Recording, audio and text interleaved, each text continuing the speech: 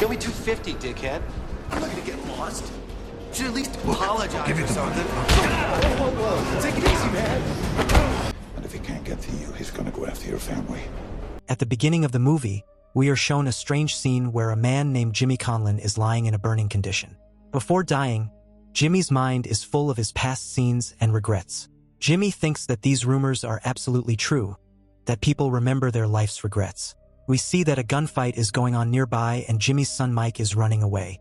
After this, we are shown the time 16 hours ago, where Jimmy is drinking in a bar. After this, Jimmy goes to the basement of the bar where a boy named Danny is bribing two dirty cops. Jimmy requests an $800 loan from Danny, and here we find out that Danny is Jimmy's former employer's son.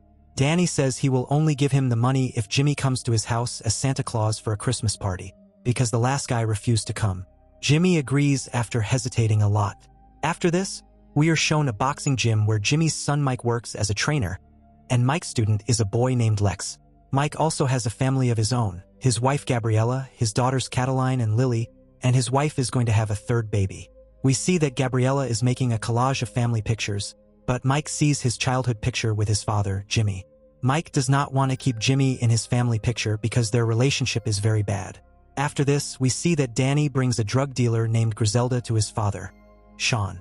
Griselda says that he wants to bring his stuff into the city through Sean's supply chain and will give him a share of the sales.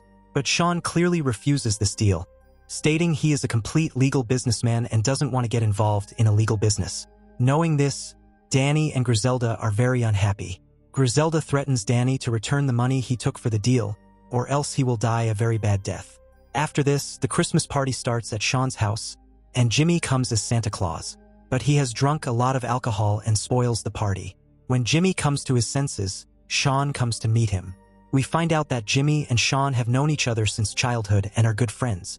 Jimmy used to work for Sean as his enforcer. That is, when any obstacle came in Sean's illegal business, Jimmy's job was to take him up. Jimmy says, "Sean, now I can't even sleep properly." He's haunted by the faces of the people he killed. Because of their work, he has nothing left. Family and friends are all gone. So Sean leaves by convincing Jimmy. After this, Jimmy wants to have dinner in a diner where two detectives, John Harding and Torres, have also come. John says that he has known Jimmy since the time when Jimmy used to kill people for Sean. He was called Jimmy the Gravedigger. But Sean had bought a lot of police officers, so Jimmy was never caught. John asks Jimmy how many people he has killed, guessing 17. He asks if the faces of those people or their families haunt him. And if any day humanity arises in your heart, John says, "Then call me and tell me which crimes you have committed." After this, we see Mike, who is a limousine driver, taking Griselda somewhere. The drug dealer has come to Danny's apartment to take his money. While Mike is waiting outside, he sees Lex, who is roaming alone at night, and scolds him. Lex asks if he can sit in the limo because he never has before, so Mike agrees. Lex starts recording videos while having fun in the limo. While in Danny's apartment, Danny beats Griselda instead of returning the money. Griselda's partner tries to get out injured, but Danny comes out and kills him, too. At the same time, this incident is recorded on Lex's phone. Mike wants to run away after hearing the sound of the bullet, but Danny breaks the car window, takes Mike at gunpoint, and takes him to his apartment.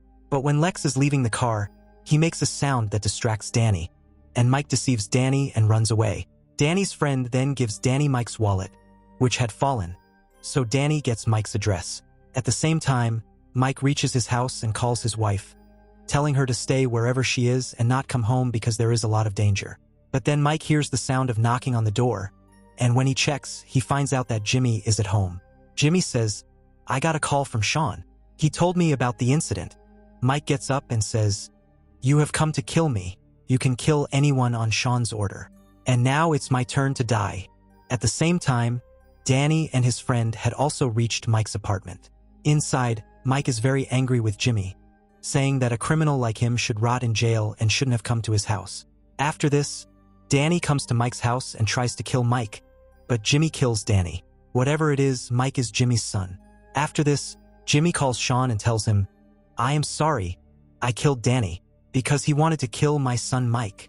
Sean is very sad to know this because his son was killed.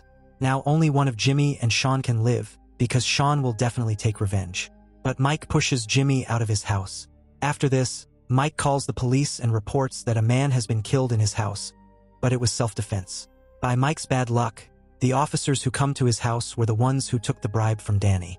So they see Danny's body, arrest Mike, and start taking him with them. Jimmy also sees all this and follows the police car.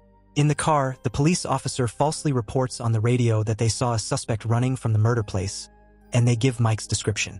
These police officers want to trap Mike in a false accusation.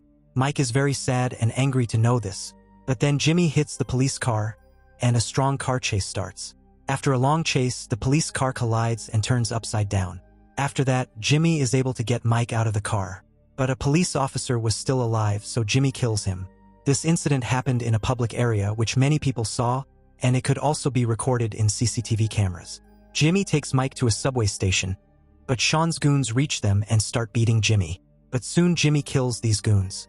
The same police started Mike and Jimmy's manhunt because they both killed police officers.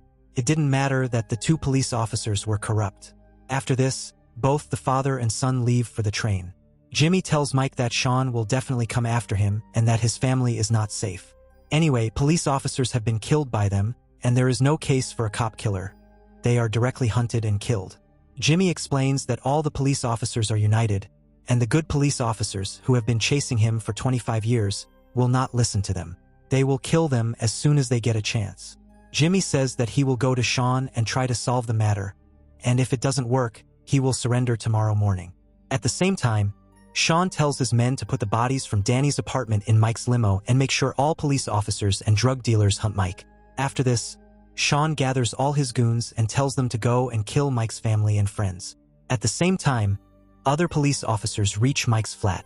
While searching, a police officer finds out from the call record of Mike's phone who he made the last call to. Mike made the last call to his wife, who has gone to her brother's house with the children.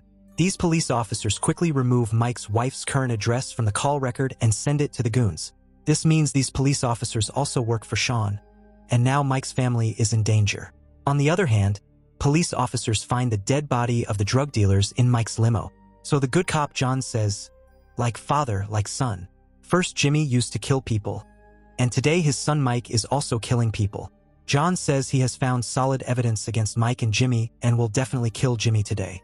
After this, Gabriella's brother Ricky shows her the news on TV that Jimmy and Mike are cop killers, and the police have started a citywide manhunt.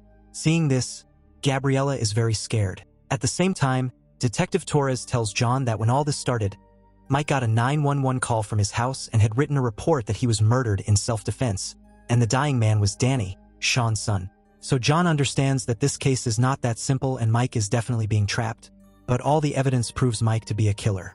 Then John gets a call from Jimmy. John says angrily that they have caused a lot of trouble and have also started killing the police. Jimmy says, "Please John, I need help. My son is innocent. And if you help Mike, then I will surrender and am ready to rot in prison." John says he wants the names of all those people Jimmy has killed in his 25-year career and the families he has ruined. Jimmy agrees to this. After this, Mike reaches Ricky's house and explains to his wife that he is being trapped. But then he hears a knock on the door. Ricky checks and sees that Sean's goons have come to kill Mike's family. But after a lot of searching, these goons don't find Mike's family because those people are hiding in the bathroom, and then the goons leave. While Jimmy goes to meet Sean, they are both very sad remembering their past, because they know they are going to become enemies. Jimmy tells Sean that Mike is a good boy and has not killed his son. "I have killed your son," Jimmy says. "And if you want revenge, then take it from me. I am ready to die." But Sean says, "No matter how Danny is, he was my son, and you killed Danny, and now I will kill Mike and his family. Then the score will be even." After this, Jimmy leaves and tells Mike that he has to leave with his family right now. He tells them to go to their wood house on the lakeside, where he used to take Mike in his childhood, as that place is secret and hidden. Mike's daughter asks who Jimmy is, and Mike says, "That man is a stranger." This means Mike's daughters have not seen Jimmy yet and don't even know him, which makes Jimmy very sad. But then we see that Mike has sent his family with Ricky and is not going with them. Mike tells Jimmy that there is a student named Lex who was present where Danny killed the drug dealers. Lex has seen everything and is ready to testify for him. We come to know that Mike, along with hating Jimmy, is also afraid of him. Mike says, "I am afraid of you. What if you kill me too?" On the other hand, Sean contacts a killer named Price and gives him a contract to kill Mike and Jimmy. But he especially reminds him that Jimmy's son should die in front of Jimmy's eyes. Price reaches Jimmy's flat, where he gets a photo of Mike and Jimmy, and behind it, Jimmy's cabin address was written. And Mike's family has gone to this cabin. While Mike and Jimmy reach Lex's house, he was not present at home. By Jimmy's bad luck, someone has also called the police, maybe because their pictures were flashing on TV. The police start checking the entire building. By now, after listening to the police radio, Price had also reached this building. When the police are taking people out, a fire starts in the flat. Price had also reached Jimmy, and a fight starts between them. During the fight, Jimmy also burns Price's face. Mike shouts at Price, but Jimmy doesn't let Mike kill Price because he can't let his son become a killer. Both the father and son succeed in running away. After this, they reach Mike's brother Eddie's house. When Eddie finds out that Jimmy has killed Danny, he gets very angry. Eddie tells Mike that Jimmy is very loyal to Sean and that he even killed his cousin Billy for Sean, so he could quickly hand Mike over to Sean. When Mike finds out that Jimmy has killed Uncle Billy, he loses faith in Jimmy and runs away angry. Eddie asks Jimmy, "Whose side are you going to take? Sean's or your son's?" After this, Jimmy starts writing some names on a paper. Mike reaches Jimmy's wooden cabin, very sad to know the truth. After this, Jimmy calls Sean and says, "Sean, I have followed every order of yours, but this time it's about my son, and I am coming, and only one of us can survive." Jimmy reaches the pub from where Sean runs his business and starts killing everyone. He reaches Sean's office, finds out from the CCTV footage where Sean has run to, and follows him. Soon, Jimmy reaches Sean, and after hesitating a lot, Jimmy shoots Sean. And then Jimmy's best friend, his only friend, breaks his arm.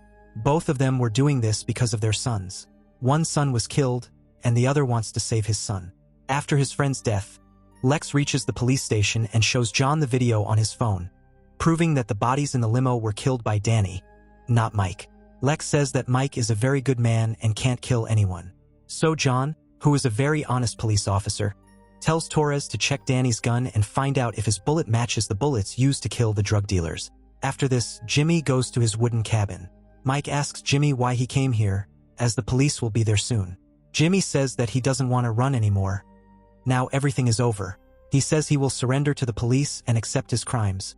And now Mike doesn't have to fear Sean and the police.